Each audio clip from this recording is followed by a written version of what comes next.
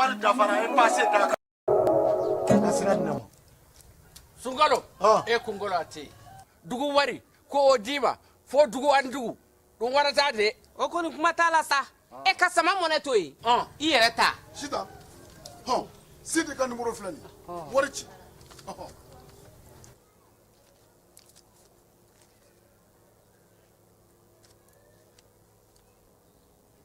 wari sera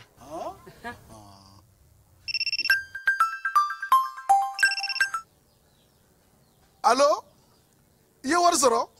o ɲɛna tiɲɛ yɛrɛ la ko ni sama bɛ maa min ɲɛ ko n komi t'i gosi ngonga sama mone I yɛrɛ ta a sɔngɔ ka nɔgɔn ni Mali wari ci sira bɛɛ ye dépôt ye fu ye wari bɛ ci fu ni application ye wa bɔsara ye musaka fitini ye sama mone ji ni courant bɛ sara n'a ye crédit bɛ ta n'a ye sanni feere bɛ kɛ n'a ye sama mone ni y'anw maliyɛnw ta ye a y'a si filɛ ka ngalon bɔnda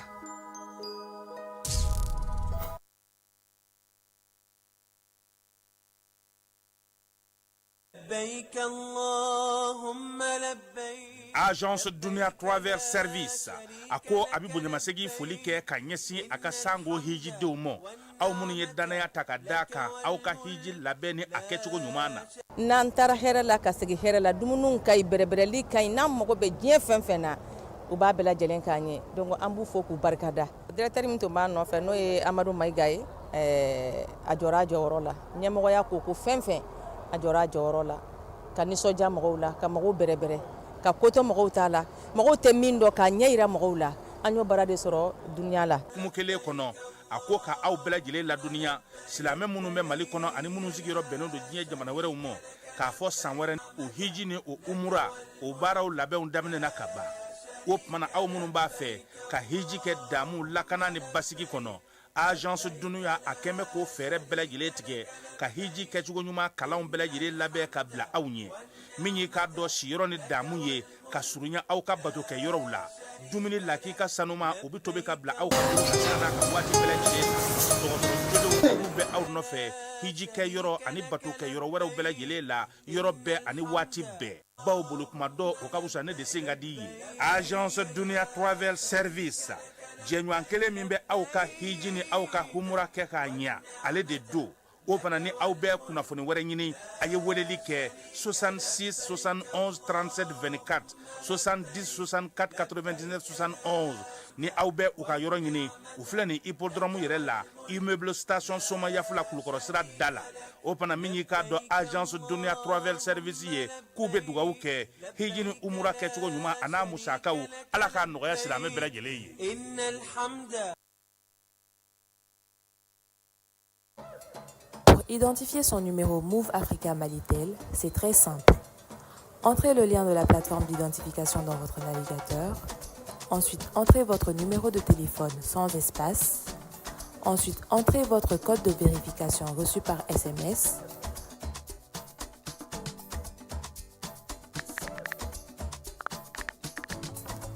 Entrez vos informations personnelles,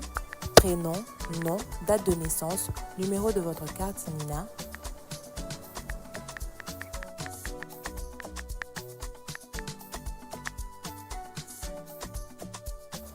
Chargez votre carte Nina et enregistrez-vous.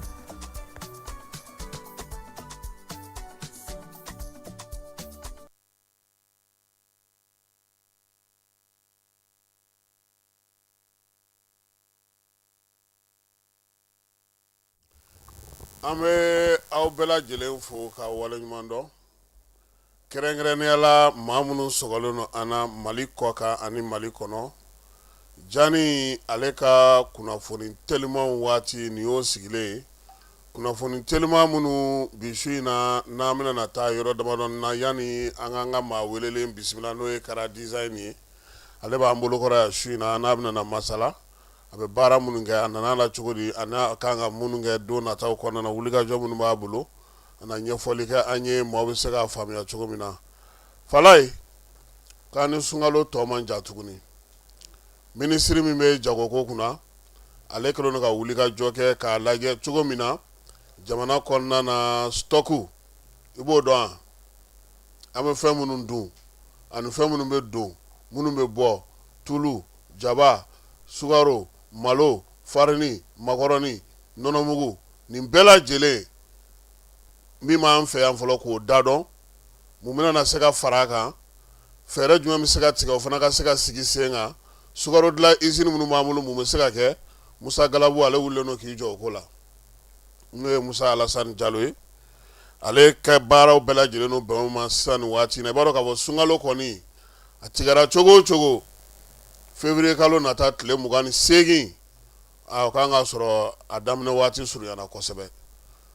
i b'a dɔn ne yɛrɛ jaba banna dɔrɔn sunkalo mangɔnɔ de bɛ n'ale ale Musa Galabu kelen ka baarakɛyɔrɔ dɔ bɛ yen u b'a fɔ o ma ko DGCC olu ka ko bɛɛ lajɛlen ye an bɛ fɛn minnu dun olu la kɔlɔsili suguw kɔnɔna na tɔni 120 minɛnkolonw na u y'o de jeni tɔni 120 120 tonnes i bɛ fɛn o fɛn dɔn k'o ye fɛn kuntan ye o directeur Bamakɔ kɔnɔna na o Fuseni Bama ye olu ye wuli ka jɔ kɛ ko wari bɛ taa se sefa wari $800,000 de ma i y'o ye dɛ o minɛn de jenina Bamakɔ kɔnɔna na donc olu b'o o baara la Gawokaw fɛ yen sɔrɔdasiw ka école ɲɛmaa ale tun bɛ Gawokaw fɛ yen ka se ka taa yen lajɛ baara minnu bɛna se ka sigi sen kan i b'a dɔn k'a fɔ nin waati in na sɔrɔdasi cɛta baaraw bɛ sen na min ye Gawo kɔnɔna na sa Gawo kan ka baara dɔ kan ka kɛ Gawo kɔnɔna na maa minnu bɛ yen n'olu ye ɲɛ sɔrɔ ko in na n'olu ka certificat inter-armée n'u b'a fɔ o ma ko SIA o baaraw olu kɛra Gawokaw fɛ yen min ye halisa wolomasiri tabaw ka ko hukumu kɔnɔna na Keba Sangare ale tun bɛ Kayi mara la i b'a dɔn Mali wolomasiri tabaw sigilen don Gungun région 4 na o de ye Kayi ye min ye général Keba ye n'ale yɛrɛ général de division ye nin waati in na ale fana ye chef d'état-major ka danga ye n'o ye Baro kɛlɛtigi ye a tun bɛ Kayikaw fɛ munumunu salo taara yɔrɔ caman yelemani ni bafula bɛ o bɛɛ lajɛlen b'a la Keba ale segira ka na Mali marabolo 6nan kɔnɔna na armée de l'air ɲɛmaa n'o ye Alu Boyi Jara ye ale fana tun bɛ ale fana ye général de brigade ye taara munumunu salo kɛ ka t'olu ka baaraw kɛcogo lajɛ samɛ sɔrɔdasiw ka gun kan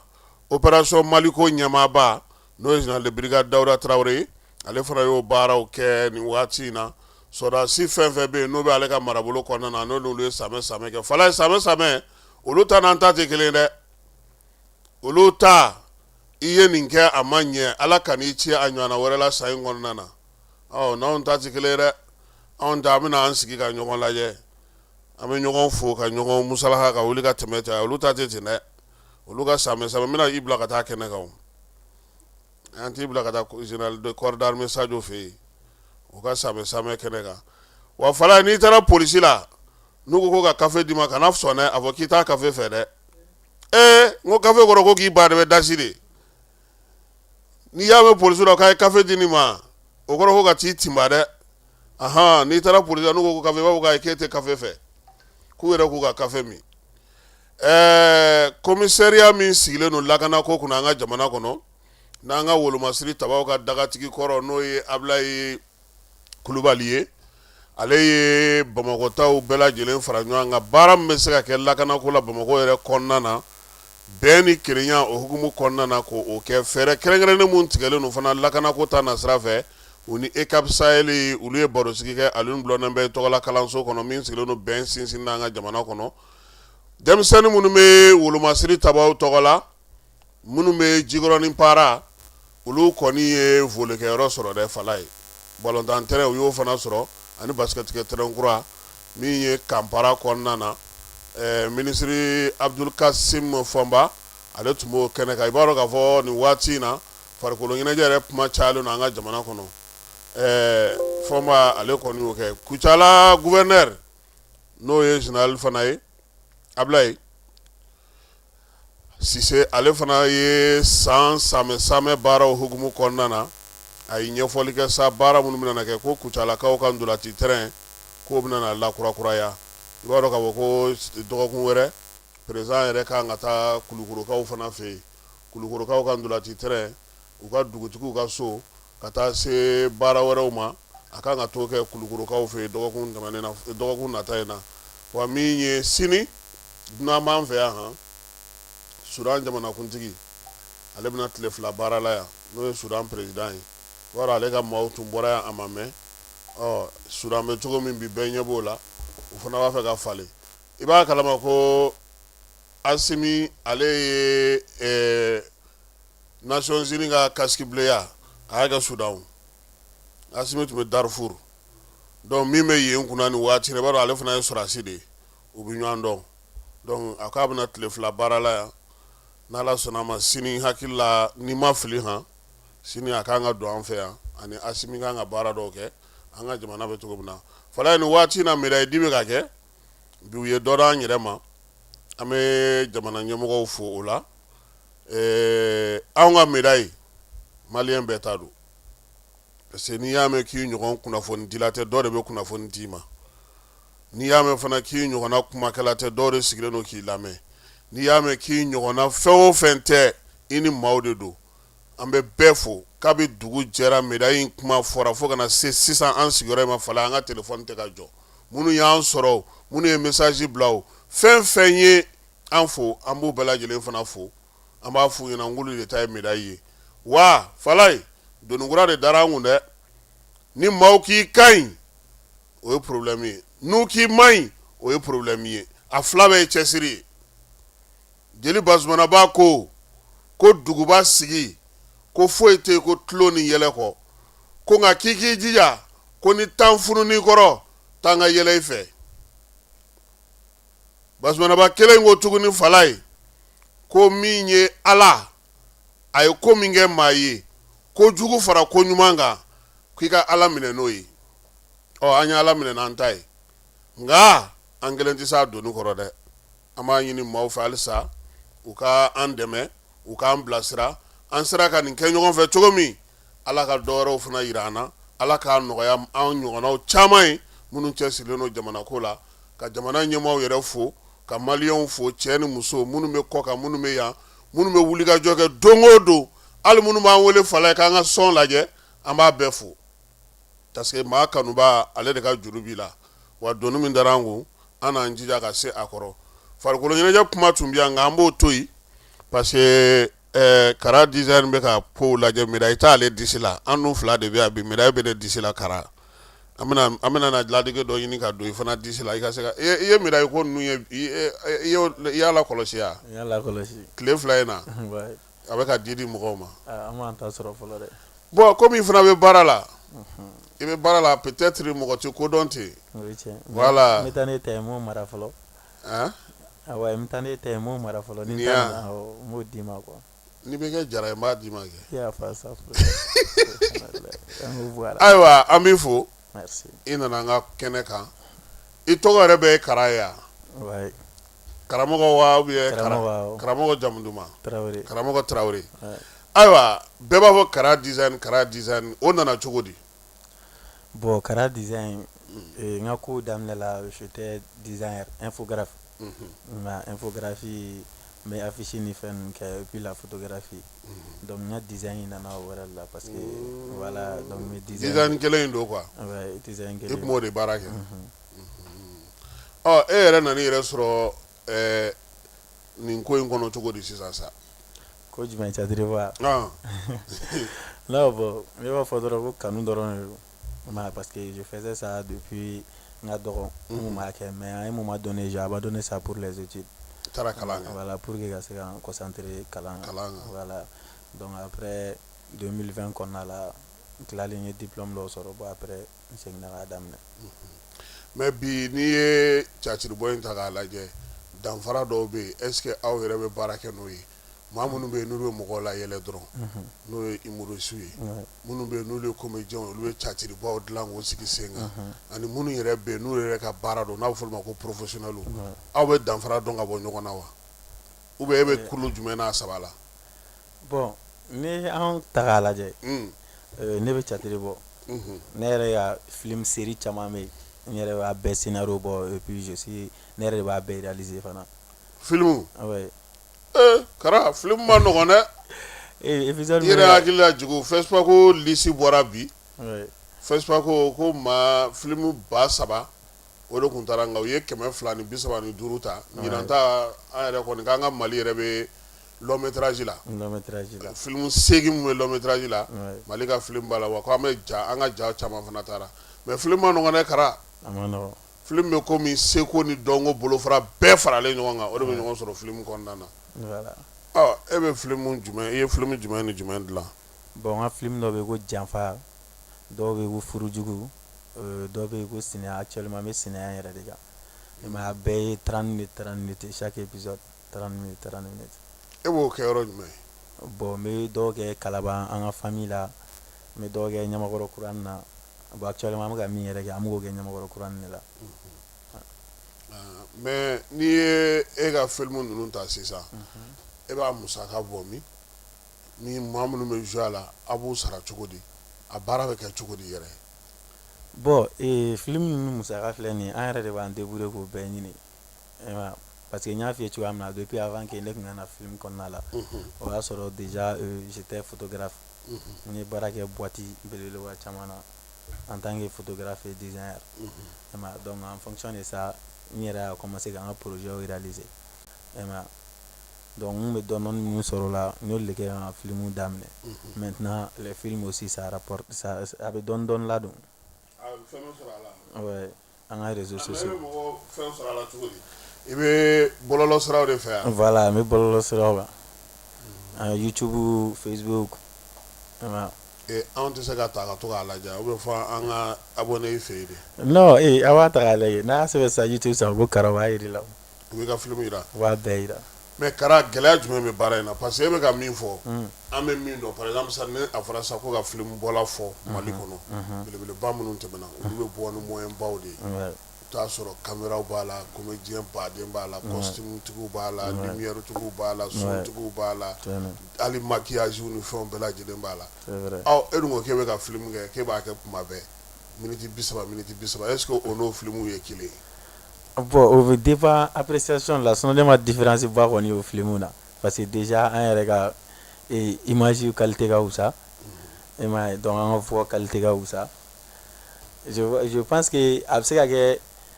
différence bɛ se ka ye fɛngɛ kɔnɔna la mais spectateur de b'o dɔn sinon an kɔni a fana bɛ k'an débrouiller k'u ladege yɛrɛ de mais gɛlɛya jumɛn bɛ film yɛrɛ baara la bi film dilan yɛrɛ la bi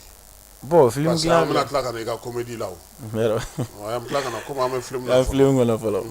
bon gɛlɛya min bɛ film na o ye côté fila côté financement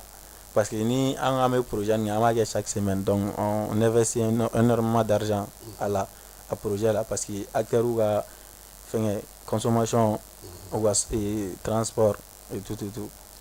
et voilà donc du coup an bɛ investir à la dɔɔni bon gɛlɛya min yɛrɛ b'an sɛgɛn parce que o tɛ gɛlɛya o ye jagosa o baara n'a taabolo n'i ye mɔgɔ wele kɔni au moins i b'o occuper o la donc du coup gɛlɛya min yɛrɛ b'an kan o ye lié ko de on n'a pas assez de moyens k'an sagona lié sɔrɔ halisa parce que il faudra que n'i bɛ film nasugu dɔ kɛ il faudra que i ka appartement dɔ ta i ka yɔrɔ nasugu dɔ ɲini pour que i bɛ se ka kɛ à l'aise yɔrɔ min na bon o yɔrɔnin dɔrɔn de bɛ k'an sɛgɛn fɔlɔ donc n'i y'a faamuya sa e bɛ k'i bɛrɛma filimuw de kɛ quoi filimu ba ninnu tɛ fɔlɔ a kɛ kun ye mun ye e yɛrɛ la mun na e bɛ film ta e bɛ ka don film na mun na film kɛ parce que film yɛrɛ an b'a kɛ de un ladili min bɛ an bolo k'o di mɔgɔw ma an tɛ fɛn dɔn ni mɔgɔ si ye mais hakilina min b'an na an yɛrɛ kalanna min na an bɛ fana fɛ k'o partager donc an bɛ film k'o laɲini kama et puis a ka d'an ye fana k'a kɛ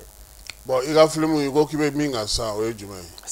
sinaya est ce que o bɛ sɔrɔ YouTube ou bien YouTube hali kun épisode dɔ bila an ka dɔɔni lajɛ a la komi an tɛ se k'a bɛɛ lajɛ an ka dɔɔni lajɛ sinaya la hali kun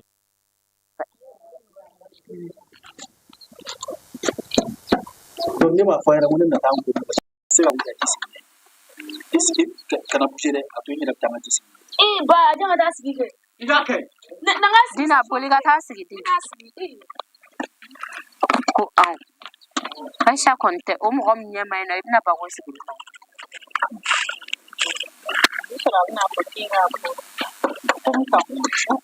hali ni ne b'a bɔ fɔ togoya tɛ nin karamɔgɔ filan tɛ nin de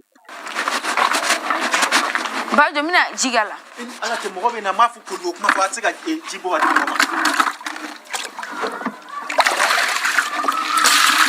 Madeleine ne mun kɛ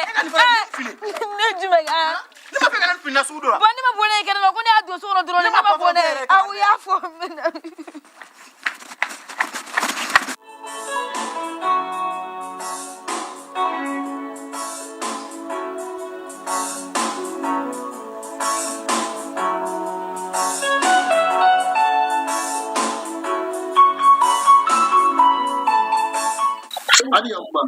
Ise. Kara sinaya yi se ka ɲɛfɔ an ɲɛna hakilina nana na cogo di munna sinaya qui est fréquent dans notre société. Et mais gɛlɛya caman b'a kɔnɔ an bɛɛ y'a remarqué gɛlɛya caman b'a kɔnɔna la. Bon on essaie juste de dévoiler certaines réalités minnu b'a kɔnɔna la. Et puis an bɛ se k'an ka hakilina di faamuya fana bɛ se ka sɔrɔ a la cogoya min na. Dɔgɔya tɛ hakilina di la kɔrɔbaliya t'a la ni hakilina t'a di n'a ka ɲi dɔw bɛ baara kɛ n'a ye. N t'a dɔn ni y'o kɛ. mais i yɛrɛ b'a gɛlɛya kɔnɔna de wa ou bien a miiriya nana i la ka se ka mɔgɔw lawaju ni a ye de. Voilà dɔrɔn de don a miiriya nana na walasa ka se ka mɔgɔw waju sinon ne yɛrɛ t'a kɔnɔna la. mais ni e ka nin lajɛ sisan a bɛ n'a fɔ caméra kelen de b'e bolo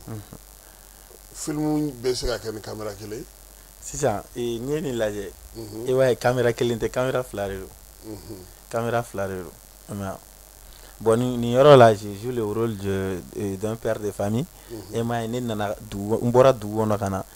y'a ma grande sœur y'a ma femme mais elle est malade et m'a n denmuso fana sigilen don n y'a f'u ɲɛna n ko n bɛ fɛ ka taa n ko personne n'a réagi et m'a donc n dimina n taara n ko n bɛ taa n ka ji bɔ n yɛrɛ ma fille elle est venue bon elle était mal habillée parce que n y'a f'a ɲɛna n ko a bɛ habillement minnu kɛ a man di n ye et m'a donc je l'ai cherché n y'a bila ka taa a ka taga fini falen ma. Ayiwa nin y'a to sisan i ye ɲɔgɔlɔn de kɛ fɔlɔ min ye Imuru ye Imuru in i ni jɔn ni jɔn tun b'a kɛ ɲɔgɔn i b'a dɔn e tun tɛ groupe la de. Non bon n tun tɛ groupe la parce que groupe o tun ye depuis denmisɛnnin ye mais quand j'ai repris ça n tun tɛ groupe la bilen n yɛrɛ ka groupe bɛ n bolo n bɛ mɔgɔw wele an bɛ baara kɛ c'est tout. A yɛrɛ tun ka groupe tun b'i bolo. Voilà. mais mɔgɔw y'i lakodɔn cogo di ni fɛn jumɛn ye ni o y'a to mɔgɔ yɛrɛ caman ye Kara yɛrɛ dɔn. Bon tout début o ye an ka janfa in de ye mais an ka série janfa in bon ni jɔn de y'o kɛ. bon il y avait comédienne dɔ tun bɛ yen nɔ ko Mamita ne n'ale de tun ye actrice acteur principal ye mais plein d'autres personnes personnage ka ca. Donc a ye janfa in de kɛ kabini o de kɛra dɔrɔn mɔgɔw ye bɔra o kalama a ye mun de kɛ mun de bɛ janfa in kɔnɔna na. Bon janfa in kɔnɔna la histoire d'amour de don avec plein de trahison et c'est vrai o histoire d'amour dɔrɔn de y'ale ye. Voilà. Olu ka di mɔgɔw ye dɛ. Yɔrɔ fɛn o fɛn kɔni b'o kan o bɛ marché sisan dɛ parce que o film yɛrɛ bɔlɔlɔ yɛrɛ kan o de ka ca kosɛbɛ est ce que ale bɛ yen janfa bɛ a fala ye i m'a sɔrɔ fɔlɔ bon peut-être que ale bɛ dɔrɔn Kara janfa o b'a yir'i la. o bɛ se ka kɛ mais Kara bi est ce que e bɛ ka continuer film de la kosɛbɛ wa ou bien e bɛ ka ɲɔgɔlɔn de kɛ kosɛbɛ wa ou bien mun yɛrɛ barika ka bon Kara yɛrɛ bolo sisan. Bon bibi na ne bɛ ka fila bɛɛ kɛ j'essaie de rester sur les deux caps. C'est vrai an bɛ ɲɔgɔlɔn bɔ semaine kɔnɔ j'ai un programme ɲɔgɔlɔn bɛ bɔ don min na o don bɛ yen nɔ. O bɛ kɛ min. Sinɛ an bɛ sinɛ de kɛ actuellement chaque semaine n b'a essayer ka épisode kelen préparer. Voilà donc an b'o kɛ Ɲamakɔrɔ kuranni na. Aw yɛrɛ ka so wa. Ayi o ye n terikɛ dɔ ka yɔrɔ ye chaque mercredi an b'o tournage. I bɛ dɔ d'a ma. N terikɛ ma. mais comme film dɔ don e bɛ dɔ sɔrɔ an ka moyen b'an bolo an bɛ ka baara kɛ n'o de e ma ni dɔ mais Kara film dɔ e fana tɛ k'a kɛ fu e bɛ ka dɔ sɔrɔ. ne bɛ ka dɔ sɔrɔ awɔ. ale tɛ dɔ sɔrɔ a. ale fana n'ale fana bɛ ne utiliser n'ale mago bɛ ne la. donc o de don quoi. voilà lion fana bɛ an cɛ min tɛ catiri fana niveau ye quoi. Voilà donc ale fana mago bɛ se ka jɔ ne la cause wɛrɛw la an b'olu gérer o ko ninnu na. a bɛ ɲɔgɔn mago ɲɛ. voilà k'a sɔrɔ wariko tɛ. wariko tɛ. ouais c'est ça. mais est ce que siniɲɛsigi bɛ nin na. bon siniɲɛsigi b'a la. cogo di parce que aw ka ca n'i ye denmisɛnninw yɛrɛ ta bi bɔlɔlɔ kan ni min tɛ dɔnkilidala o bɛ catiri bɔ la est-ce que aw yɛrɛ b'a kalama ka fɔ ko nin baara in n'aw tora la siniɲɛsigi b'a la mɔgɔ bɛ se ka i ka adamadenya kɛnɛ a ye ka ɲɛ sɔrɔ a la. Bon i b'a dɔn diɲɛlatigɛ baara o baara filɛ nin ye i b'a kɛ ni kunkolo ye ni n ko k'a kɛ ni kunkolo ye baara o baara n'i m'i ka siniɲɛsigi a kɔnɔna la a tɛ ɲɛsigi dɛ donc siniɲɛsigi bɛ dépend hadamaden yɛrɛ de kɛcogo la n t'a dɔn n'i bɛ ka faamu i bɛ se ka catiri bɔ ka ko wɛrɛ kɛ kɛrɛfɛ i bɛ se ka baara wɛrɛ kɛ i bɛ ko wɛrɛw ɲɛɲini kɛrɛfɛ minnu bɛ se k'i ka siniɲɛsigi est-ce que i b'a ye parce que mɔgɔ yɛrɛ ɲuman na ko kelen tɛ ko ye quoi i ma ye donc ne yɛrɛ kɔni bolo ten tɔ de i bɛ se k'i ka siniɲɛsigi i ma ye. mais bi est-ce que a baara in kɛcogo la mɔgɔ kelen bɛ se ka wuli i n'a fɔ an bɛ k'a ye cogo bɔ dɔw bɛ groupe la mais e kelen bɛ ka se ka nin kɛ i bɛ musaka bɔ min ka mɔgɔw ta ka mɔgɔw sara ka tila k'o kɛ i yɛrɛ ko don dɔ b'i bolo k'i bɛ ɲɔgɔlɔn kɛ o don ninnu na o bɛɛ bɛ kɛ bɔlɔlɔ de kan wa ou bien i bɛ taa salle dɔ de kɔnɔ wa mɔgɔw bɛ t'i lajɛ wa a bɛ kɛ cogo di. ayi an bɛ film dɔrɔn de kɛ mercredi ka tournage kɛ dɔrɔn k'a publier. n'aw ye min kɛ dɔrɔn a b'o bila bɔlɔlɔ sanfɛ. voilà n'a ye min kɛ dɔrɔn an bɛ na montage bɛ kɛ donc a kan ka diffuser chaque jeudi a bɛ bila mɔgɔw bɛ taa suit dɔrɔn. donc o dɔrɔn de don. o dɔrɔn de don. mais min ye fɛn ye dun. jumɛn. min ye comédie ye dun. bon comédie an b'o kɛ ni idée nana na dɔrɔn j'appelle n bɛ mɔgɔ minnu wele ni minnu bɛ se ka kɛ dɔrɔn an b'a tourner k'a bila réseau sanfɛ. o dɔrɔn de don quoi mais e yɛrɛ ma deli ka ɲɛnajɛba kɛ ka kɛnɛ sigi maaw bɛ se ka t'i lajɛ kɛnɛ mun kan k'a dɔn k'a fɔ ko nin ye Kara ka kɛnɛ ye bi ou bien ka taga tournée dɔ la ou bien dɔ k'i wele n'o ka baara kɛ ɲɔgɔn fɛ ka bɔ e yɛrɛ Kara ta la est ce que o bɛ yen. voilà o bɛ yen nɔ mais n yɛrɛ ma kɛnɛba sigi n yɛrɛ fɔlɔ halisa. i ma se ka hali cité ta. non ma cité ta fɔlɔ. Garaji mɔgɔw ye cité ta dɛ. u y'a ta. u y'a ta. ou bien cité ka bon Kara ma fɔlɔ de. bon n t'a fɔ cité ma bon ma cité ka bon ma mais ko bɛ objectif ko ye. ok pour le moment fɛn dɔ bɛ a se bɛ k'i ye mais i t'a kɛ quoi. a bɛɛ ye i hakilina min b'i la. mais ne bɛ fɛ k'a dɔn mɔgɔw bɛ se ka e ye cogo di ka wasa k'a fɔ ko an ka t'i lajɛ parce que ne b'a la aw bɛɛ bɛ bɔlɔlɔ de kan ni min tɛ TikTok kan o bɛ YouTube kan aw ka fɛn fanbaw bɛɛ lajɛlen bɛ o de la n bɛ fɛ k'a faamuya quoi. mɔgɔw ka ne lajɛ ka wasa cogo di n m'a faamu. c'est à dire fɔlɔ anw tun bɛ mun dɔn n wulila n taara caciri la a bɛ fɔ bi ko gima ninnu bɛ yen ou bien a fɔ ko ɲɔgɔlɔ mɔgɔw bɛ yen ou bien ale ni Faranjɛ i bɛ mɔgɔw fara ɲɔgɔn kan olu ni fɛn ninnu ɲɔgɔnnaw tun bɛ yen maintenant aw ta bɛɛ lajɛlen ye bɔlɔlɔ sanfɛla ye mɔgɔw bɛ se cogo di ka taa aw yɛrɛ ye k'i sigi ka aw lajɛ. bon mɔgɔw b'an yɔrɔ ɲini. mɔgɔw b'an yɔrɔ ɲini. n bɛ fɛ k'a dɔn e yɛrɛ bɛ jouer yɔrɔ min na quoi. ka i n'a fɔ ka jouer spectacle la. voilà. non bon n y'o de f'i ɲɛna sisan ne yɛrɛ ma spectacle organiser bon ne tɛ taa jouer spectacle la yɔrɔ la. i ma ye mais hali kɔsanni na ne ye kɔsanni na bɛɛ kɛ village Mandeng ninnu na la fin de depuis le 29 décembre 31 an y'o su bɛɛ kɛ spectacle la dans les pays Mandeng. est-ce que o y'a ye Kenyoroba kɔnɔna na ka taa jusque vers avant i ka se Guinée frontière ma. i ma ye don o don wula fɛ an tun bɛ spectacle la yen nɔ. i ma ye mais à part ça k'a fɔ ko an bɛ to ka taa prestation kɛ yɔrɔ dɔ la non. prestation. aw t'o la fɔlɔ quoi. ayiwa ni san in président ko ko ɲinan san ye seko ni dɔnko san ye n'i ma fili aw fana b'o kɔnɔna na sisan fana CIC bɛ la kunun ani bi sini a ko bɛ kun cɛ état généraux min bɛ seko ni dɔnko kan e sen t'o la. bon an kɔni an ma kunnafoni sɔrɔ o la a bɛ se ka kɛ u ɲɛ tɛ anw na fɔlɔ. mais est ce que e taara kɛnɛ kan. non ne ma taa kɛnɛ kan. ni i ka kɛnɛ don i kan ka y'a kɛnɛ kan dɛ. tiɲɛ mais ɲinan san in ka kɛ culture san ye e yɛrɛ bolo hakilina jumɛn ni hakilina jumɛn kan ka kɛ a baaraw kan ka kɛ cogo di e yɛrɛ fɛla la mun ni mun kan ka kɛ yaasa ka se ka dɔ fara aw ka yecogo n'aw ka ko kɛcogo kan. bon o la kɔni ne bɛ min fɔ dɔrɔn u yɛrɛ b'a kɛcogo ɲuman dɔn u k'u hakili to an na dɔrɔn. mais e yɛrɛ fana kan ka hakilina sɔrɔ dɛ Kara. ayi bon ne hakilina fɔ sisan ne yɛrɛ bɔra ka n ka gɛlɛyaw fɔ sisan o de bɛ ne kan. i ma ye bon donc ni o sera ka ɲɛnabɔ o ka di ne ye kojugu. i ma ye ni État yɛrɛ ye anw de kɔni déjà imagine an bɛ YouTube sanfɛ an ka fɛnw lajɛlen don a mana kɛ cogo o cogo an bɛ impact dɔ kɛ jamana kɔnɔ a mana kɛ cogo o cogo an bɛ impact. nafa dɔ b'aw la. voilà parce que n'aw filila u b'aw wele. a wele dɛ. ah u b'a wele la Sibɛri Kulubali oui ale bɛ weleli kɛ a weleli a bɛ bilasirali kɛ ayiwa ne kɔni ma se yen fɔlɔ ala ka weleli tɛmɛ kan a bɛ se k'i wele fana k'i bilasira ale sisan ayi n'a bɛ wele k'an bilasira o ka kɛ yɔrɔ wɛrɛ la o ka lajɛ a ye mɔgɔ caman wele o ne min sɔsɔ ne ko kana a ye comédien caman wele a ye artiste caman wele ala anw yɛrɛ journaliste a y'an caman wele ka fɛnw ɲɛfɔ an ɲɛna an bɛ fɛ ka baara kɛ tan mais aw yɛrɛ k'aw hakili to aw yɛrɛ la a ye farati nin ko ninnu na sisan jamana bɛ tan o bɛ se ka kɛ o a bɛɛ tɛ k'a bɛ taa mɔgɔ minɛ o kara non a bɛɛ tɛ minɛli ye a bɛ se k'i wele fana k'a fɔ ko bon i ka baara fana ka ɲi a bɛ se k'o fana kɛ o. a ka ni wele baarayɔrɔ la a k'i wele so yɔrɔ min ka d'a ye n bɛ taa mais a ka baara kana wele a ka ni wele baarakɛyɔrɔ la n'o tɛ juma wulada fɛ weleli ka d'a ye dɛ a yɛrɛ juma bɛɛ kɛ dɔ ta la yen nɔ n ko tiɲɛ yɛrɛ la a ma nɔgɔn mais u k'an dɔn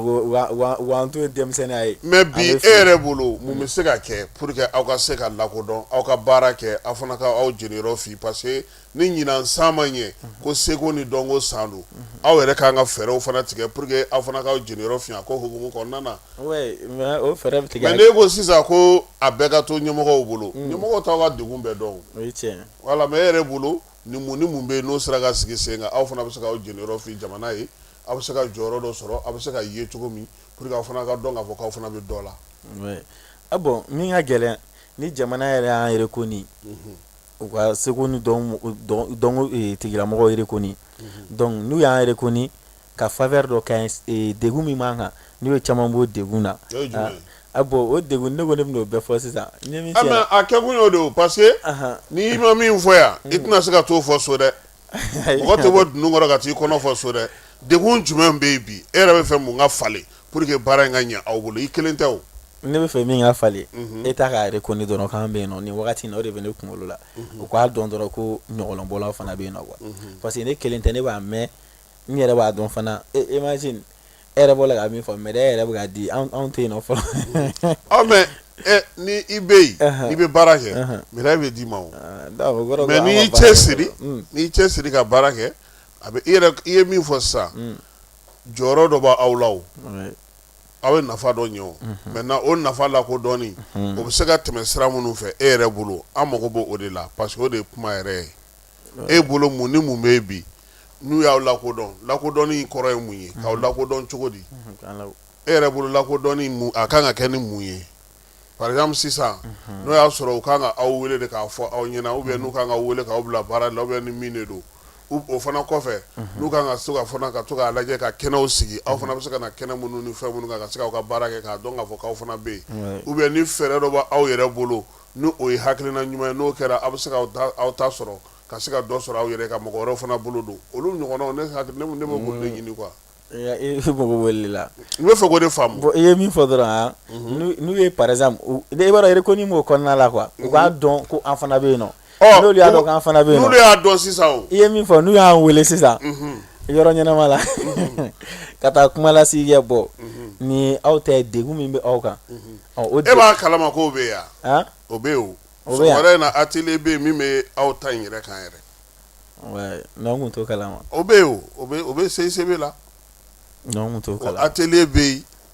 olu yɛrɛ bi tile bɛɛ kɛ ka hakili jagabɔ kɛ ɲɔgɔlɔn bɛ se ka dilan ka ɲɛ cogo di a baara bɛ se ka kɛ cogo di mɔgɔ kan ka fɛnw k'a kɔnɔ cogo di. a banna. olu bɛɛ bɛ ka kɛ maintenant ni i y'a mɛn ko aw kunkanko kuma bɛ yɔrɔ min ne bolo i kan ka taa yen. voilà parce que reconi dɔ ye fana ye i yɛrɛ fana k'a fɔ n bɛ yan. n bɛ yan nɔ. c'est vrai que i bɛ k'i ka baara kɛ mais ne a ka ɲi i ka kɛ i yɛrɛ ka ye ne bolo o fana cɛ ka ɲi mais ne bɛ fɛ ka min dɔn degun yɛrɛ ye jumɛn de ye e yɛrɛ bolo aw yɛrɛ ka degun ye jumɛn de ye aw ka ca in de don wa ou bien aw tɛ ɲɔgɔn faamu de don wa ou bien bɛɛ b'i ka fan de don. non bon au niveau la bɛɛ n'i ka fan don parce que an mana caya fɔ cogo cogo n'o kɛra degun o tɛ se ka ban nka a fɔ ko ka dɔw bɔ a la i bɛ baara dɔ kɛ i bɛ se k'a sɔrɔ tu n'es pas a diplôme t'i bolo foyi mais i bɛ se a kɛli la ka ɲɛ n t'a dɔn n'i bɛ k'an faamuya donc an ka caya in tɛ problème yɛrɛ. aw ka ca non man ka kɛ problème. n tɛ problème ye. mais kara mun yɛrɛ bɛ e yɛrɛ bolo don nataw la. bon min bɛ ne bolo don nataw la halisa ka se ka n ka ladilikanw pase ka se ka film ɲɛnamaw kɛ ani ka n ka jamana kɔnɔdenw bilasira o de bɛ ne kunna halisa baara in kɔnɔna la. mun bɛ se ka kɛ pour que k'o nɔgɔya i bolo. bon ne ye min f'i ye sisan degun kelen min kɔni bɛ ne yɛrɛ kan nin wagatinin na o ye an ka se ka o ye financement ye ni ani an ka se ka yɔrɔ sɔrɔ an bɛ se ka an ka baaraw kɛ yɔrɔ min na dɔrɔn. financement ko de b'aw la quoi pour que aw ka se k'aw ka baara kɛ yɔrɔw la. voilà donc bi aw yɛrɛ de bɛ k'aw yɛrɛ ta en charge. an de bɛ k'an yɛrɛ ta en charge musaka tɛ labɔli kɛ. mais i ni maa minnu bɛ baara kɛ komi i ko i bɛ n'i nana kɛ yan sisan ne tɛ fɛn min la parce que don la ne fana bɛ se k'a fɔ ko bon ko kara n ko denmisɛnninw ka anniversaire bɛ yen na fɛn dɔ kɛ an bɛ se k'a don n'o ɲɔgɔn kɔnɔ o tɛ yan mais minnu bɛ jouer a kɔnɔna na don i n'olu ta bɛ cogo di par exemple muso minnu filɛ nin ye ani kamalen minnu filɛ nin ye a kɔnɔna na olu ta bɛ cogo di. bon olu ta bɛ cogoya min na n y'a f'i ye cogoya min na chaque fois n'u bɛ na tournage la i bɛ ka transport ni fɛnw assurer ani consommation bon ni kalo sara fana i bɛ dɔɔni d'u ma. mais k'a fɔ ko u b'i bolo baara la o tɛ yen. non k'a fɔ u bɛ n bolo baara la o tɛ i n'a fɔ ko sara de fixelen don i bɛ karisa nin di karisa ma o tɛ yen. ayiwa Falaye an ka dɔ lajɛ a ka ɲɔgɔlɔn dɔ lajɛ parce que ɲininkali dɔw bɛ n bolo n bɛna don olu la pour que a ka se ka kuma a tɛ fɛ ka kuma de kuma man di Kara ye. a bɛ fɛ ka kuma.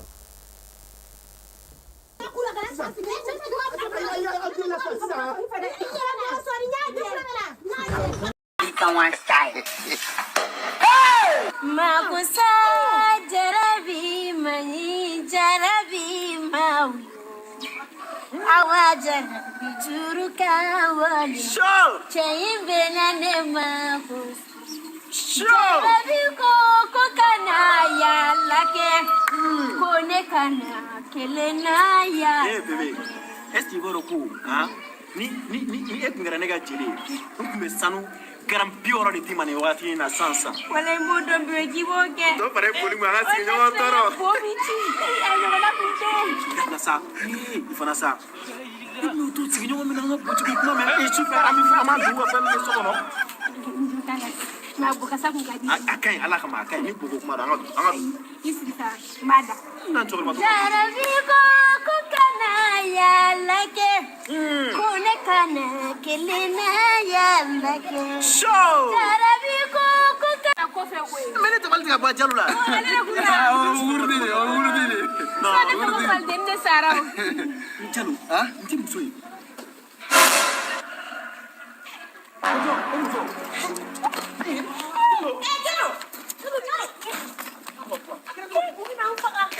Wuli.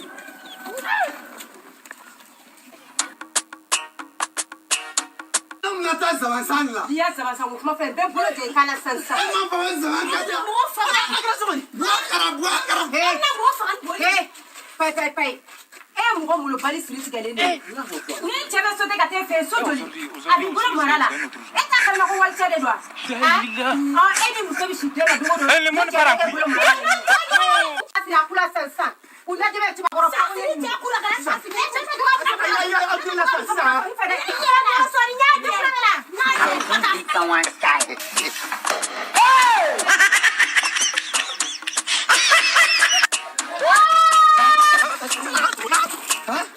Kile dɔgɔ min e ɲamugu den de don an bi tɔgɔ la yiri kɔfɛ o bɛ faga e sɔrɔ sogolon fila sogolon nɛ lemon parangui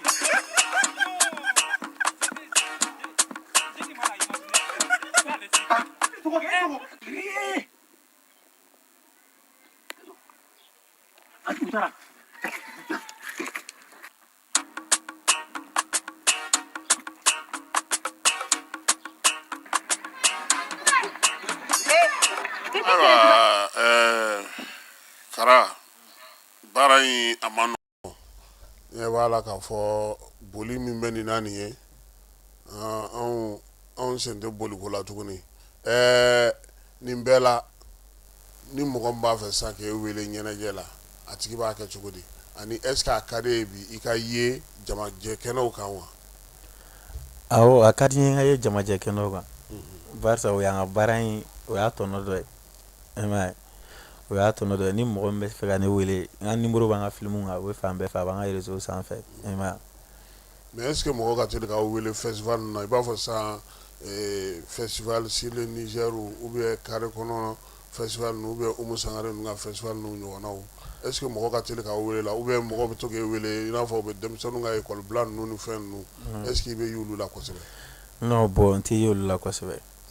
a ka d'an ye u k'an wele festival ni fɛn ninnu na parce que o kɔni o tɛ bɔ i yɛrɛ la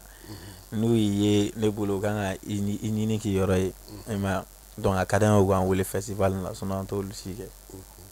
donc ni ne y'a faamuya sisan e kɔni bɛ yen i bɛ bɔlɔlɔ kan i bɛ ka film tourner ni mɔgɔ y'i wele o don ni mɔgɔ m'i wele e bɛ continuer ka nin fɛ parce que ni vie kɔni bɛ ka yɛlɛ e bɛ ka yɛlɛ et puis a ka fisa i ma a banna. bon an b'o cogoya de la parce que on n'a pas le choix i kan ka min kɛ o ye ka baara de kɛ sisan baara yɛrɛ de kan ka na n'a tɔnɔ ye i m'a ye parce que i ka baara de kama mɔgɔ kan k'i ɲini k'i ye mɔgɔ kan k'i ɲini k'i wele k'i inviter u ka fɛnw na i m'a ye parce que ni vie ma yɛlɛ mɔgɔ si t'a ye o i m'a ye donc an kɔni an b'o cogoya de la ten tɔ fɛ. donc foyi tɛ yen. non foyi tɛ yen. mais ni tɔ ninnu cɛ bɛ cogo di aw bɛ baara kɛ ɲɔgɔn fɛ wa ou bien aw tɛ baara kɛ ɲɔgɔn fɛ comédien ni humoriste tɔ ninnu minnu bɛ yen est ce que aw n'u bɛ to ka baara kɛ ɲɔgɔn fɛ. bon aw ni dɔw bɛ baara kɛ ɲɔgɔn fɛ ni dɔw bɛ baara kɛ ɲɔgɔn fɛ i n'a fɔ Amadi Kalabanci Keli Buramani i m'a ye ni dɔw bɛ baara kɛ ɲɔgɔn fɛ. a bɛ mun sugu mun kɛ ɲɔgɔn fɛ ka caya. bon ni Keli ni Buramani olu ye film ɲɔgɔlɔn canal ye i m'a ye o ye ɲɔgɔlɔn canal ye an bɛ film tourner Keli fana ka chaîne YouTube bɛ yen Buramani ta bɛ yen donc ni min mago bɛ min na dɔrɔn an bɛ ɲɔgɔn wele ne mago bɛ Buramani na ne b'a wele a bɛna jouer ne ka film na n'a mago bɛ nin na ne yɛrɛ bɛ taa jouer a ka film na ni Keli bɛ ten tɔ bon ni Amadi kɔni n'ale ta ye yɛlɛko nin ye.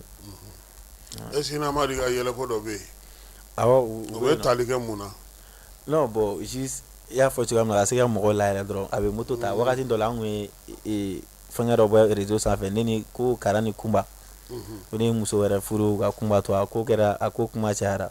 bon wagati yɛrɛ de la n'Amadi ye ɲɔgɔn dɔn donc Amadi tun bɛ moto ta a bɛ boli ne nɔfɛ bon mɔgɔw b'a bila commentaire la k'a ɲɛna ko Amadi bɛ k'olu ka juru sara ko n'o ka forfait jeni donc a tun bɛ diya o ye quoi an tun b'o olu dɔrɔn de kɛ pour que ka se ka mɔgɔ Kara min bɛ boli Amadi ka moto ɲɛ e de don wa. e munna e tɛ jɔ k'a kɔnɔ. i cɛ mɔgɔ bɛ jɔ k'ale kɔnɔ. i yɛlɛla kogo caman kan dɛ. a ka moto kɔni tɛ se ka yɛlɛ kogo kan. non a y'i sɛgɛn wagati dɔ la minɛ mais Amadi ni tɔ ninnu aw ye ɲɔgɔn dɔn cogo di. bon ni Amadi yɛrɛ ye ɲɔgɔn dɔn o ko in de senfɛ ne ye Amadi fana ka video dɔ ye ale fana bɛ ka don an ka fɛn kɔnɔna la a bɛ ka taa a bɛ ka da kungo ko Kara ka bɔ bere b'a bolo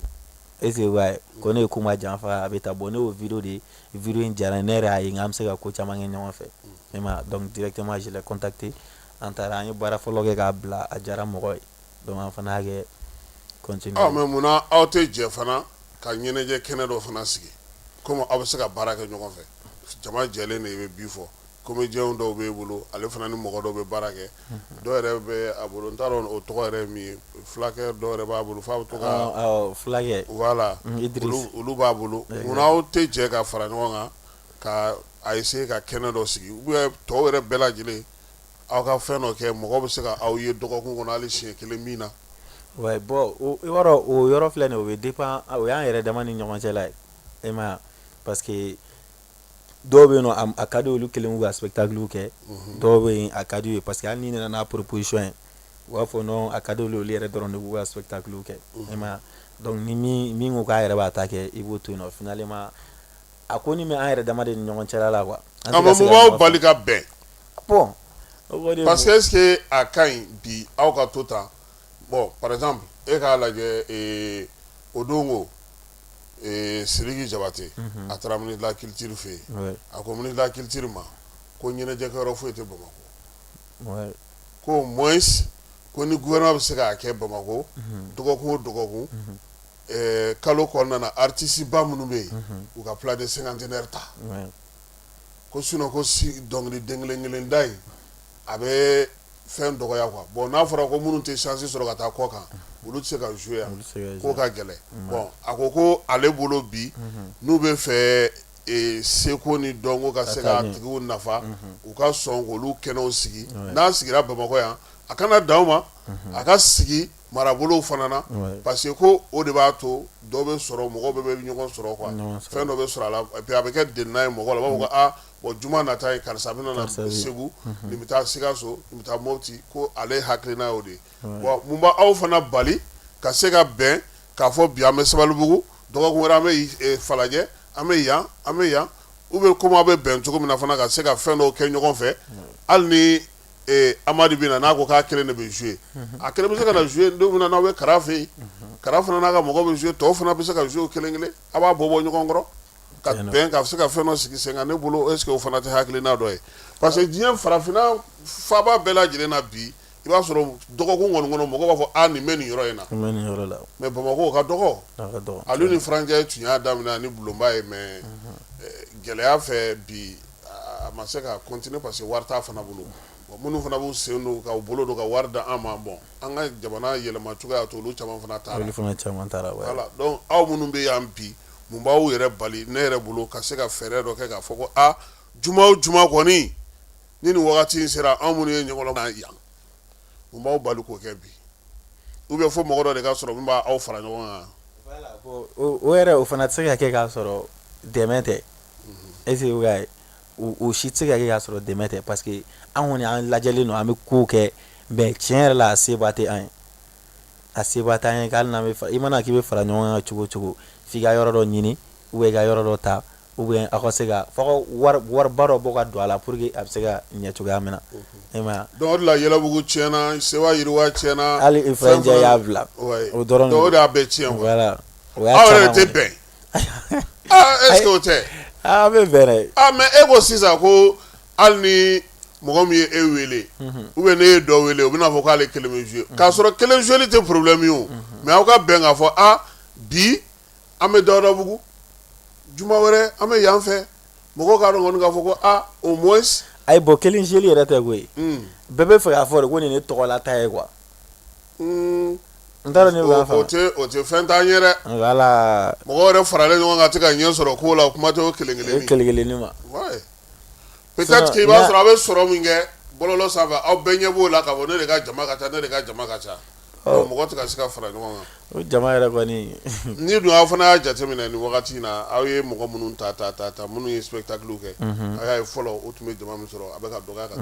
ka taa kɔsa in na i m'a ye donc mais n'aw tun faralen don ɲɔgɔn kan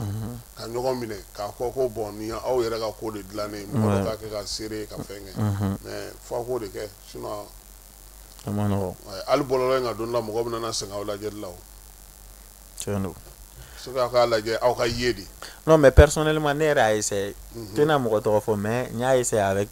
essayé ni mɔgɔ caman ye mais i b'a ye ça ne marche pas quoi o de la n ko i ye n yɛrɛ ɲininka ko n yɛrɛ ma grand spectacle kɛ fɔlɔ n ko ayi parce que je me prépare i bɛ ka o de kama n yɛrɛ fana y'a décidé n bɛna n labɛn n yɛrɛ bɛ n ka spectacle kɛ i kelen i bɛna taa kɛ min i bɛna kɛ yan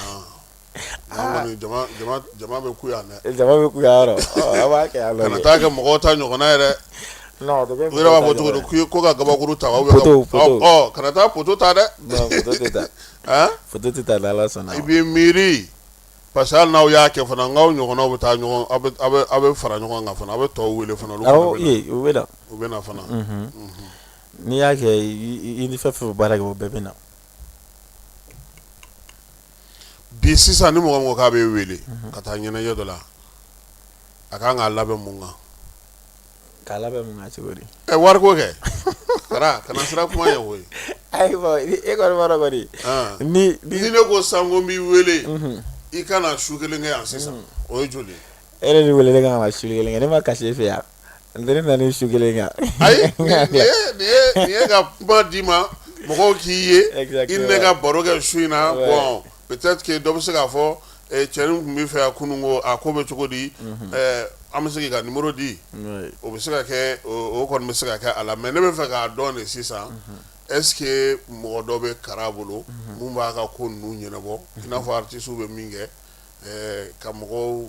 ka fɛnw ɲini pour que i ka se ka don o la quoi awɔ mɔgɔ bɛ yen nɔ ni an ka numéro bɛ yen nɔ n y'a f'i ye cogoya min na an ka numéro téléphone bɛ yen nɔ n'i ye weleli kɛ dɔrɔn renseignement bɛɛ bɛ d'i ma ni mago bɛ an ka t'i ka publicité de kɛ ni mago b'a la an ka taa i ka spectacle de la ni mago bɛ fɛn fɛn la donc n'i ye weleli k'o numéro la en fonction i bɛ k'an wele min na an bɛ se k'an ka cachet f'i ɲɛna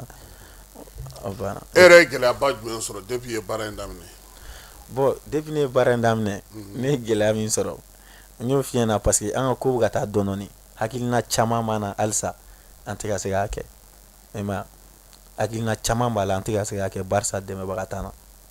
o dɔrɔn de ye n ka degun yɛrɛ juguman ye baara in kɔnɔna la. I ye kalan bila k'i ɲɛsin de ma wa ou bien i bɛ ka kalan kɛ hali bi. non bon licence 2 bɛ n bolo ni n jɔ licence la. I furulen don wa. n furulen don awɔ. den b'i bolo. non bon den tɛ n bolo fɔlɔ. o kɔrɔ i furula a ma mɛn sa kɛ. mariage kɛra a ma mɛn. ayiwa nin bɛɛ la an ye i ɲininka cogo o cogo i ko aw tɛ se ka bɛn n'aw tɛ bɛn e kelen don nataw la san nataw la mun b'i bolo hakilina na n'i bɛ fɛ k'o sigi sen kan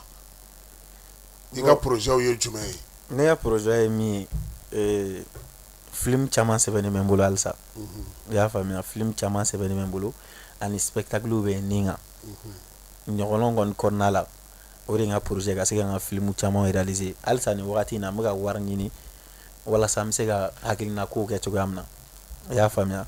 donc ani ka n bɛ se ka n ka spectacle labɛn cogoya min na. mais mun projet ba jumɛn b'i bolo pour que an ka se k'a faamuya. projet ba in n'a fɔ. i bɛ fɛ ka mun kɛ don nataw la quoi. non bɔtigi ka kuma faamuya ta dɛ. sisan e sigilen filɛ nin ye caciri jumɛn de b'i bolo ni i bɛ fɛ k'o sigi sen kan nin san in kɔnɔna na ou bien don nataw kɔnɔna na. n y'o de f'i ɲɛna sisan catiri caman sɛbɛnnen bɛ ne bolo est ce que wa ni n ko n bɛna détail di sisan fo n ka dɔ tɔgɔ fɔ dɔrɔn est ce que wa catiri caman sɛbɛnnen bɛ ne bolo yɛrɛ de. e yɛrɛ de b'a sɛbɛn. ne yɛrɛ de b'a scénario bɛɛ sɛbɛn ne de b'a scénario bɛɛ sɛbɛn pour le moment. i t'a dɔn k'o fana ye baara ye. o fana ye baara ye. scénario sɛbɛn o fana ye dɔ ka baara de ye. metteur en scène o ye dɔ ka baara ye. n y'a f'i ɲɛna cogo min nin fɛn fɛn bɛ bolofara fɛn b'a la a bɛɛ lajɛlen n'a ka baara don mais ne bɛ ka mun na jateminɛ aw bɛ ka nin bɛɛ kɛ ɲɔgɔn fɛ est ce que o bɛ se ka continuer. sisan an ka a bɛɛ kɛ ɲɔgɔn fɛ bi bi in na an bɛ niveau min na an yɛrɛ k'a bɛɛ kɛ ɲɔgɔn fɛ o de y'an se yan nɔ sinon n'an ko ko an bɛ taa scénariste dɔ ta parce que o y'o ka baara ye o se tɛ an ye an tɛna se k'a sara an tɛna se ka foyi kɛ donc an yɛrɛ y'o ɲɛɲini est ce que bɛ sinon normalement kɔni an kan ka scénariste sara réalisateur bɛ sara donc e yɛrɛ kɔni i b'i ka film tourner i b'i ka acteur ya kɛ o de y'a kɛcogo yɛrɛ normalement i ye mɔgɔba minnu tɔgɔ fɔ sisan olu bɛɛ b'a kɛ ten tɔ de mais o se tɛ an ye fɔlɔ donc o se tɛ an ye min kɛ an yɛrɛ y'a bɛɛ ɲɛɲini dɔɔnin i y'a faamu. ayiwa komi i bɛ film de la est ce que i bɛna taa festival la. ah non bon ma taa festival la. e bɛ film la e tɛ taa jama mɔgɔ wɛrɛw lajɛ olu bɛ baara kɛ cogo min ko festival y'o de ye. n b'a dɔn e ma bɔ ka siribe ale b'a ka denmisɛnninw caman bila ka taa. exactement ka lajɛli kɛ u taa fɛnw faamuya u b'a ye baara bɛ kɛ cogo min na i bɛ k'i débrouiller cogo min na Burkina denmisɛnnin baden ma débrouiller olu bɛ taa Côte d'Ivoire jamanaw caman bɛ taa u bɛ taga u bɛ ɲɔgɔn sɔrɔ u bɛ kuma u bɛ baro kɛ u bɛ fɛnw kɛ u bɛ to ka hakilina falenw kɛ ka se ka hali baaraw kɛ ɲɔgɔn fɛ mais aw yɛrɛ tɛ ka se ka baara kɛ yan yɛrɛ ɲɔgɔn fɛ fɔlɔ est ce que hali n'aw taara festival la aw na se ka baara kɛ. an bɛ se ka baara kɛ hali n'an taara festival la ani mɔgɔw baara kɛ mais ni wari dɔ jan san taw. ayi wariko tɛ tagaliko tɛ wariko ye o tagaliko ye min ye a ka ja e yɛrɛ ye ka taa. a ka di ne ka taa parce que e taara CNSM na. ayi bon ne ma taa CNSM. n ko de minnu bɛ taa olu bɛ taa ye de. ne ma taa CNSM. c'est à dire aw bɛ ka baara in kɛ cogo min na c'est comme sisan ni ne y'a faamu an ye su in na bɛɛ kɛ kuma na munumunu na tan mais ne tun bɛ min nɔfɛ ne kɔni m'o sɔrɔ parce que ne tun bɛ fɛ min ka mɛn ni ne bɛ ne bolo projet la ni film bɛ n bolo nin bɛ n bolo nin bɛ n bolo nin y'an ka degun ye a ka d'an ye a ka kɛ tan maintenant don nataw la an bɛna n'a lajɛ an yɛrɛ bɛ fara ɲɔgɔn kan an bɛ se ka fɛn minnu sigi sen kan an b'olu kɛ an bɛ spectacle ni fɛnw sigi an bɛ bɔ nin degun in kɔnɔna na cogo min na parce que mɔgɔ kelen ka sɔrɔ o tɛ sɔrɔ ye quoi mais ni jama a kɛra cogo cogo e tɛ se ka fɔ ne ɲɛna k'e ni dɔ tɛ bɛn i ni dɔ bɛ bɛn aw tɛ se ka fara ɲɔgɔn kan ka fɛn ɲɛnama dɔ sigi sen kan ala lajɛ bi Mali humour filɛ yɔrɔ yɛrɛ t'a la f'i ka kɛ bɔlɔlɔ kan olu n'u gɛlɛya ne kun bolo n ko a bɛ se ka fɛɛrɛ sɔrɔ olu bɛɛ lajɛlen na quoi. an bɛ fɛɛrɛ ɲini a la an bɛ fɛɛrɛ ɲini a la ni an dɛmɛna sa an ka se ka yɔrɔ sɔrɔ an bɛ baara kɛ yɔrɔ min na ani an ka se ka jama fara an ka yɔrɔ sɔrɔ an bɛ fɛɛrɛ k'a la. Ayiwa o kɔni diyara ne ye kosɛbɛ n'o bɛ se ka kɛ a ka se ka fɛɛrɛ sɔrɔ ka sigi ka kuma et puis ka se ka se yɔrɔw la fana tuma dɔw la hali ka taa CNSM na ka taa ɲininkali kɛ anw bɛ nin baara in na est ce que jɔyɔrɔ b'anw na aw bolo wa est ce que kalanyɔrɔ b'anw n'aw bolo wa olu n'a ɲɔgɔnnaw hali ministère yɛrɛ il n'est pas dit que datugulen don surtout min jɛrɛ min filɛ sen na ne bolo aw kun kan ka taa la kɛnɛ kan ka taa lajɛ u bɛ ka mun fɔ aw ma voilà est ce que aw b'a dɔn don nata la n'u bɛna fɔ sisan ko bon ko ninnu minnu filɛ nin an to aw jate tuguni. non bon i ka don o don tulo bɛ taa kalanso e fana filɛ ka bɛ se k'o fɔ o ayi i m'o de fɔ e fana filɛ ka ne kalan ko dɔ la ni n bɔra yan nɔ bi a bɛ se ka kɛ ne fana kun tɛ o dɔn ni n bɔra yan nɔ bi a bɛ se ka kɛ n b'o fana fɛn dɔw bɛ yen n'i b'a kɔnɔ i b'a ɲɛɲini i b'a ɲɛɲini pour que i kana dan i kelen ma ouais bi a ka fɔ sisan ko états généraux kɛra sisan aw y'a mɛn aw ko k'aw ma wele mais aw kun kan ko kuma taara fɔ ye minnu taara olu taara fɛn dɔ décider est ce que aw bɛ se ka bɔ ma jamana de bɛ k'a décider an tɛ se ka ban bilen jamana kuturu o de bɛ k'a décider donc n'aw dun ko k'aw bɛ bɔ i b'a dɔn u bɛ min kɛ yan u b'i wele i tɔntɔn ye ne fɛ yen o a tɛ ban an bɛ sɔn ayiwa Kara i nana a diyara n ye mais nin bɛɛ la n bɛ fɛ ka kuma d'i ma e yɛrɛ ka ɲɛfɔli kɛ mɔgɔw ye bi aw sago aw dungo ani aw bɛ se ka mun kɛ ni ɲɛmɔgɔw ye u ɲɛsin aw ma ka se ka aw dɛmɛ aw ka nin baara in kɔnɔna na pour que aw fana ka se ka dɔn k'a fɔ ko jɔyɔrɔ dɔ bɛ aw la aw fana ka se ka baara kɛ parce que fɛn caman bɛ yen fana y'a dɔn quoi mɔgɔw t'a dɔn n'o tɛ n'aw b'a dɔn aw bɛ wuli k'a ɲɛɲini voilà. tiɲɛ don bon i y'a fɔ cogoya min na ni État y'i ɲɛsin anw ma ka an fana jɔyɔrɔ jira an na barisa an fana bɛ n y'a f'i ɲɛna an bɛ ɲɔgɔlɔn bɔ kun dɔ de la i m'a ye an bɛ ɲɔgɔlɔn bɔ kun dɔ la kanu kɔfɛ an b'a bɔ ladilikan kama an b'a bɔ jamana kama i y'a faamuya donc ni État sera ka an jɔyɔrɔ jira an na ani ko an kɔkɔrɔma don donc ne ko a dɔn kɔni o kɔfɛ an bɛ se ka baara in kɛ ka ɲɛ ni Ala sɔnna a ma an bɛ se ka kobaw kɛ parce que an ye message de i y'a faamuya ko caman bɛ se ka tɛmɛ an fɛ a bɛ lakodɔn cogoya min na o de y'an ka laɲini voilà o fana aw ka fanga ye minɛ mais est ce que ni mɔgɔ sɔrɔla k'aw wele bi gouvernement yɛrɛ ka se ka aw wele a bɛ se ka aw fara ɲɔgɔn kan komi aw yɛrɛ dama tɛ bɛn o bɛ se ka kɛ o bɛ se ka kɛ o bɛ se ka kɛ n'u y'aw wele a bɛ taa n'u y'an wele an bɛ taa n'u y'an wele an bɛ taa kuma kuncɛ kuma jumɛn b'i fɛ parce que an ka wagati banna ou bien fala ye an ka wagati banna non bon an bɛ foli di an lajɛbaga bɛɛ lajɛlen ma donc ko u bɛɛ u folen don depuis u sigiyɔrɔ la merci an bɛ nin ye don dɔ la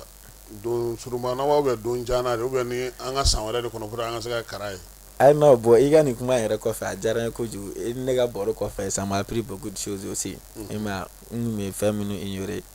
i ma i n'a fɔ i bɔra ka min fɔ les démarches qu'on doit faire i ye n bilasira en un mot donc je crois que a bɛ na n ye a tɛmɛ inchallah parce que n b'a dɔn n'i y'olu caman pratiquer i bɛna olu jaabiw fɔ an ye jaabiw fɔ a ye a bɛ se ka kɛ fana an fana bɛ se ka fili ye parce que e bɛ se ka wuli ka jɔ kɛ sisan k'a fɔ ko Kasimi ko ta a ma nɔgɔn ten dɛ ne taara ne y'a sɔrɔ a ko ma nɔgɔn ten a bɛ se ka kɛ fana mais a b'a to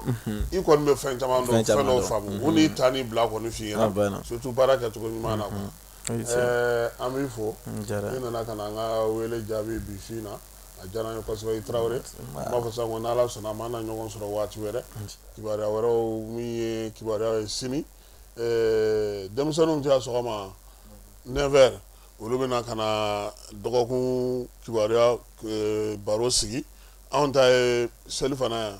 midi n'Ala sɔnna a ma midi an na ɲɔgɔn sɔrɔ a k'an bɛn sini ni Ala sɔnna a ma